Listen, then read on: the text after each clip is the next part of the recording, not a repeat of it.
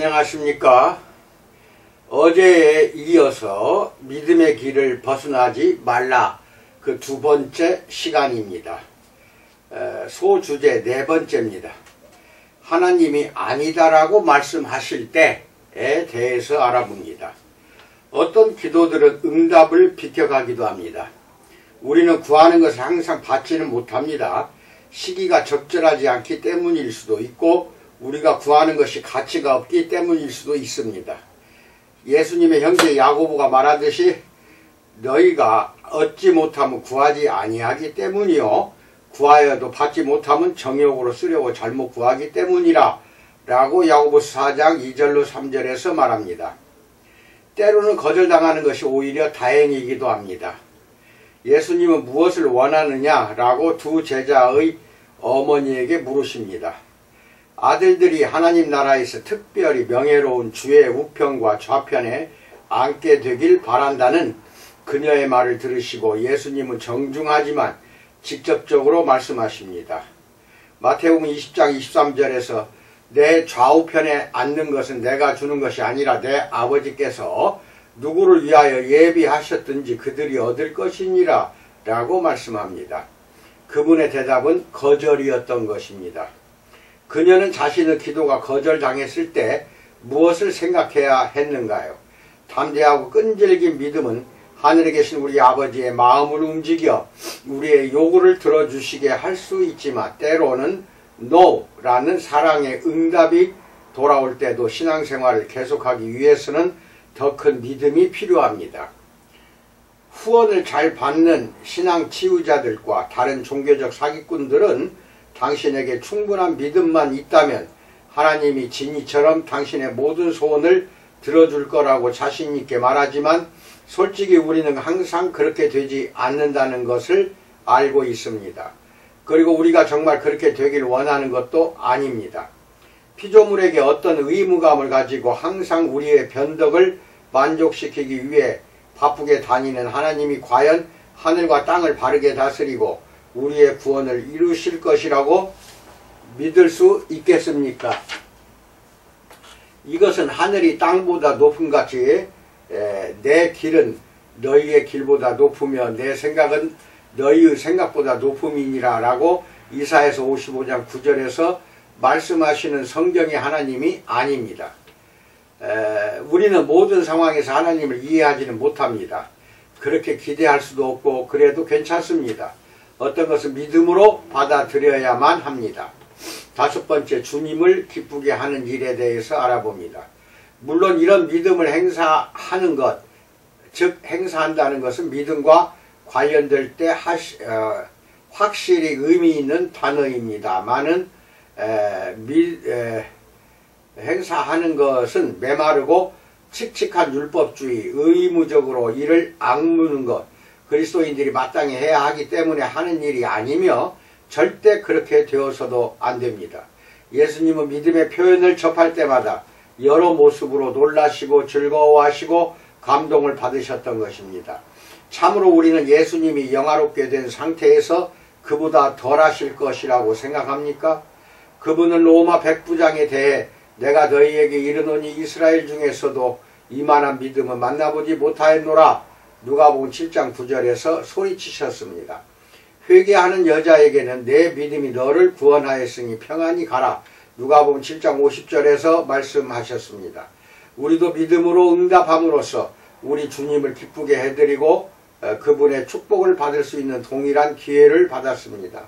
돈 한 푼에 벌벌 떠는 회계 담당자들이 1세기의 사넬 넘버 5와 같았던 향유 한 병을 예수님의 머리에 부은 여자의 아낌없는 믿음의 행위를 폄하했을 때 예수님은 거침없이 그녀를 두둔하시며 가만두라 너희가 어찌하여 그를 괴롭게 하느냐 그가 내게 좋은 일을 하였느니라 라고 말씀하십니다. 우리는 다른 사람의 믿음에 찬물을 끼얹을 자격이 없습니다. 예수님은 분명히 그분을 위한 낭비를 책임감 있는 관리보다 훨씬 더 가치 있게 여기십니다. 우리가 그런 사치스러운 믿음을 행사하는 것은 주님의 역사하심을 볼 새로운 기회의 문을 여는 일입니다. 예수님은 곧 제자가 될 나다나엘에게 처음으로 다가가셨을 때 그의 정직한 성품을 언급하셨습니다. 나다나엘이 예수님에게 자기를 어떻게 아냐고 묻자 예수님은 내가 무화과나무 아래에 있을 때에 보았노라 라는 애매한 대답을 하셨던 것입니다. 예수님이 신적인 전지함으로 그 짧은 순간에 무엇을 보셨는지 모르지만 그것은 나다나엘에게 확신을 주기에 충분했습니다. 그는 랍비여 당신은 하나님의 아들이시오 당신은 이스라엘의 임금이로소이다 라고 소리쳤습니다. 예수님은 그의 갑작스러운 믿음의 고백을 기뻐하셨으며 질문과 약속으로 응답하셨습니다. 내가 너를 무화과나무 아래에서 보았다 함으로 믿느냐 이보다 더 큰 일을 보리라 라고 말씀합니다. 예수님은 진실한 믿음의 작은 표현들도 사랑하시며 그의 영광을 더 크게 나타내심으로 그들에게 보상을 약속하십니다. 우리 딸은 학교에 갈 나이가 되기 전에 인도에 무서운 지진이 일어나 수만 명이 죽었다는 소식을 들었습니다. 미국의 이야기입니다. 그 아이는 얼마 전에 그리스도를 따르기로 약속했고 믿음의 표현으로 자기의 전재산 6달러와 잔돈을 기독교 구호단체에 보내 그 고통을 완화하는 데 도움이 되고자 했습니다. 내 딸의 연민 어린 믿음의 표현이 그 희생자들에게 큰 도움이 되었을까요? 아마 그렇진 않을 것입니다. 하지만 하늘나라 어딘가에서 예수님은 한 아이의 믿음의 선물을 장부에 기록해 두셨을 것입니다. 어쩌면 다른 모든 사람보다 많이 넣은 가난한 과부의 기록 옆에 기록하셨는지도 모릅니다. 우리는 예수님이 그 이름 없는 과부에게 어떻게 보상해 주셨는지 모릅니다. 그처럼 내 딸이 어떤 보상을 받게 될지 모릅니다. 우리가 아는 것은 그런 행위들이 결코 간과되거나 보상 없이 잊혀지지 않는다는 것입니다. 여섯 번째, 현실적인 무신론자들에 대해서 알아봅니다. 그러나 우리는 하나님과 그분의 약속들이 실제인 것처럼 행동하지 못할 때가 많습니다. 베드로처럼 우리는 구세주에게서 눈을 돌려 우리의 삶에 휘몰아치는 바람을 바라봅니다. 그리고 가라앉기 시작합니다. 예수님은 우리에게 너희에게 떡이 몇 개나 있느냐라고 물으십니다. 우리는 주변의 엄청난 필요들과 자신의 빈약한 자원들을 보고는 충분하지 않습니다 라고 대답합니다. 믿음의 영적 가능성들에 둔감한 우리는 하나님이 존재하지 않으시는 것처럼 살아가는 현실적 무신론자들입니다. 이것이 오늘날 그토록 많은 이들이 무신론에 현혹되는 이유일까요? 예수 그리스도가 살아계신 것처럼 사는 그리스도인을 거의 볼 수가 없기 때문인가요? 예수님은 부활하신 후에 의심하는 제자들에게 이렇게 물으셨습니다. 누가복음 24장 38절에서 예수께서 이르시되 어찌하여 두려워하며 어찌하여 마음에 의심이 일어나느냐라고 말씀합니다. 그분은 우리에게도 똑같이 물으십니다. 지나온 삶을 돌아보면 하나님이 내 삶 속에서 일하시는 것을 명백히 볼 수 있습니다. 미국의 이야기입니다. 나의 결혼과 새 자녀의 탄생은 분명 하나님의 선물이었습니다. 하나님은 거듭 나를 사용해 친구들의 진로 문제를 돕고 격려하게 하셨습니다. 나는 개인적으로 힘든 싸움 한가운데서 그분의 임재를 느꼈고 그것은 물질주의적 관점으로는 설명할 수 없는 것이었습니다. 그리스도는 나의 말과 본보기를 통해 전 세계의 청중들에게 소망과 힘을 주셨습니다. 10대 때 스스로가 무가치하게 느껴져 자살까지 생각했던 내가 이제는 하나님의 강력한 사랑, 생명을 주는 그 사랑을 증거하고 있는 것입니다. 그럼에도 나는 매일 아침 잠에서 깨면 스스로에게 질문합니다. 나는 오늘 하나님을 신뢰할 것인가 의심할 것인가? 예수님은 나를 위해 물 위를 걸으시지만 믿기 위해 끊임없이 씨름하는 나를 보시고 너희 믿음이 어디 있느냐? 누가복음 8장 25절처럼 묻고 싶은 충동을 느끼실 것입니다. 예전에 우리 목사님이셨던 겐트 휴즈는 성도들에게 여러분이 믿는 것을 믿으십시오 라고 항상 격려하셨습니다. 그것은 말처럼 쉽지 않습니다. 그러나 믿음 충만한 그리스도인의 삶에 반드시 필요한 것입니다. 불행히도 우리는 제자들처럼 영적으로 둔감하며 우리의 마음과 생각은 이 세상에 매여 있다는 것입니다. 일곱 번째, 맹목적인 믿음의 한계에 대해서 알아봅니다. 예수님은 몇 번이나 기적적으로 몇천 명을 먹이신 후 제자들에게 바리새인과 사두개인들의 누룩을 주의하라라고 말씀하셨습니다. 지금쯤이면 그들은 이런 비유에 익숙해져 있어야 했습니다. 예수님은 하나님 나라가 누룩처럼 한번 들어오면 완전히 확신된다는 것을 이미 그들에게 말씀해 주셨습니다. 여기서는 작은 악이 큰 영향을 미칠 수 있다는 것을 말씀하시는 듯 합니다. 그러나 제자들은 대적들의 가르침을 누룩에 비유한 것을 이해하지 못했고 그들의 마음은 여전히 몇천 명을 먹인 기적 때문에 혼란에 빠져 있었습니다. 그들은 궁금했습니다. 우리가 어딜 가서 떡을 더 구해올 것인가요? 예수님이 이번에도 해결해 주실까요? 이때 예수님의 심정을 묘사할 수 있는 단어는 좌절밖에 없을 것 같습니다. 예수님의 질문들이 속사포처럼 쏟아졌습니다. 마태복음 16장 8절로 11절에서 예수께서 아시고 이르시되 믿음이 작은 자들아 어찌 떡이 없으므로 서로 논의하느냐. 너희가 아직도 깨닫지 못하느냐. 떡 5개로 5,000명을 먹이고 주운 것이 몇 바구니며 떡 7개로 4,000명을 먹이고 주운 것이 몇 광줄이었는지를 기억하지 못하느냐. 어찌 내 말한 것이 떡의 관함이 아닌 줄을 깨닫지 못하느냐라고 말씀합니다. 이런 믿음의 결핍은 몇 가지 단계로 나타납니다. 첫째, 제자들에겐 영적인 지각이 없었습니다. 그들은 예수님이 그들의 물질적인 필요를 채워주신 일들도 경험했지만 어째서인지 여전히 그분이 계시며 그분의 사랑도 결코 약해지지 않았다는 것을 깨닫지 못합니다. 마치 예수님이 예전에 우리의 필요를 채워주신 것은 알지만 또다시 그렇게 해주실지는 잘 모르겠습니다 라고 말하는 것과 같습니다. 시간이 지나면서 그들의 믿음은 흔들립니다.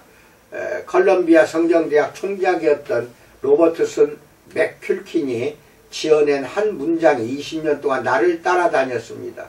그것은 어두워지기 전에 집에 가게 해 주십시오라는 것이었습니다. 맥큘킨의 기도는 믿음이 온전한 상태에서 삶을 마감하게 해달라는 것이었습니다. 모든 사람이 그렇게 되는 것은 아니기 때문입니다. 둘째, 그들의 기억력이 떨어졌습니다. 우리는 하나님이 우리를 위해 해주신 일을 잊어버립니다. 바쁜 일상 속에 시달리다 보면 그 일상이 사역의 현장이라 할지라도 하나님이 하신 일들을 떠올리지 못하게 됩니다. 그래서 나는 해마다 나오는 교회 달력을 좋아합니다. 그것은 성육신부터 성령을 부어주신 것까지 하나님이 우리의 구원을 이루기 위해 행하신 중요한 일들을 강조하기 때문입니다. 구약 성경에서는 하나님께서 우리의 유대인의 절기들을 통해 그분의 구원 행위들을 백성에게 거듭 상기시켜 주셨습니다. 그것들은 놀라운 역사를 반복해서 재현해 주었습니다. 강한 믿음을 유지하려면 우리에게도 그렇게 상기시켜 주는 것들이 필요합니다. 그리스도인들이 성찬식을 할 때도 같은 일이 일어납니다. 성찬식은 하나님이 그리스도 안에서 우리를 위해 하신 일을 묘사합니다. 과거에 하나님이 베푸신 실제적인 보살핌을 기억하는 일은 우리가 확신을 가지고 오늘 또 내일을 살아가는 데 도움이 됩니다.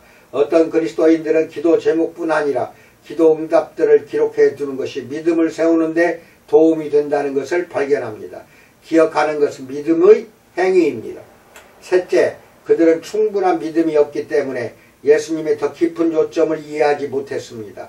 그들의 두뇌는 영적인 장벽에 부딪혔습니다. 예수님은 우리에게 뜻을 다하여 그분을 사랑하라 하셨으므로 이것은 중대한 실패다. 우리에게 그런 통찰력이 부족하면 그리스도와의 관계에서 더 성장할 수가 없고 우리의 제자도는 정체된다. 영적인 아기들처럼 단순한 가르침들만 소화할 수가 있다. 즉 단단한 음식은 못 먹고 젖만 먹게 되는 것이다. 믿음을 가진 그리스도인들에 대해 가난하고 무식하며 말을 잘 듣는다라고 말한다면 그것은 기본적인 제자도를 이해하지 못한 것입니다. 예수님은 우리가 우리의 뜻을 다해 그분을 공경하기를 기대하십니다. 우리가 믿음의 자세로 그분에게 다가가지 않는다면 우리의 지성은 우리를 궁극적인 진리로 나아가지 못하게 할 것입니다. 폴란드의 통역사를 다시 떠올려 봅시다. 신앙생활에서 머리와 마음이 함께 가기 위해서는 마음이 결정을 내려야 합니다. 8번째, 깨어있는 믿음을 가지라에 대해서 알아봅니다. 믿음은 3살 배기도 경험할 수 있을 만큼 단순하지만 그럼에도 불구하고 성인의 인내심을 필요로 합니다. 무리가 예수님에게 다가와 십자가를 지우려 할 때 예수님은 겟세마네 동산으로 기도하러 가십니다. 그분은 가장 가까운 제자 3명 베드로, 야고보, 요한을 데려가 단순한 일을 시키십니다. 바로 기도하며 깨어 있으라는 것이었습니다. 그러나 스트레스가 너무 심하고 시간이 늦은 탓에 그들은 잠이 듭니다. 한 번, 두 번도 아닌 3번이나 이에 예수님은 리더인 베드로를 꾸짖으십니다. 시몬아, 자느냐? 내가 1시간도 깨어 있을 수 없더냐? 라고 말씀합니다. 그리고 나중에 제자들에게는 너희가 아직도 자면서 쉬고 있느냐라고 물으십니다. 하나님은 그 자녀들에게 미래의 쉼을 약속하셨습니다. 하지만 싸움이 격렬한 지금은 우리가 깨어 있어야 합니다. 사도 바울의 말처럼 자다가 깰 때가 벌써 되었으니 이는 이제 우리의 구원이 처음 믿을 때보다 가까웠기 때문입니다. 축구 선수들은 경기장에 나가 있는 매 순간 심각한 부상의 위험을 감수합니다. 예전에 센터였던 빌 커리는 미국의 이야기입니다. 단지 이기기 위해서만이 아니라 살아남기 위해서 항상 100%의 노력을 다해야 한다고 말했습니다. 팀 동료들에게 존경받기 원하는 선수라면 절대 빈둥거려서는 안 됩니다. 해마다 새로운 챔피언들이 탄생하는 스포츠 세계에서 완전한 몰입이 일반적인 것이라면 궁극적인 상을 받고자 하는 신실한 예수 그리스도의 제자들은 얼마나 더 몰두하고 몰입하고 헌신해야 하겠습니까? 우리의 믿음은 늘 깨어 있어야 합니다. 아멘. 이상입니다. 믿음도 늘 깨어 있어야 하는 것입니다. 여러분, 항상 내가 드리는 이건 강의 겸 설교의 내용이나 주제로 잘 들으시고 꺼내서 사용하시기 바랍니다. 여러분, 코로나가 이 위드 코로나로 바뀌면 더 번성할 것입니다. 더욱더 마스크 착용 잘 하시고 항상 코로나로부터 예방하는 여러분이나 내가 되기를 주님의 이름으로 축원드립니다. 그리고 주변에 코로나에 걸린 사람들은 즉시 저에게 연락하십시오. 건미당이 최고의 치료 효과를 나타내리라고 믿습니다. 왜? 내가 그것 먹고 나았기 때문에 경험담은 속일 수가 없습니다. 진심입니다. 그렇게 해서 신속하게 기저질환자들, 특히 노인들은 어떻게 될지 모릅니다. 코로나에 걸리면은 건미당을 추천해 주셔서 속히 낫도록 그렇게 도와주시면은 여러분도 저도 다 같이 건강을 지킬 수 있으리라 믿습니다. 감사합니다. 늘 사역에 충만한 삶을 살기를 원합니다.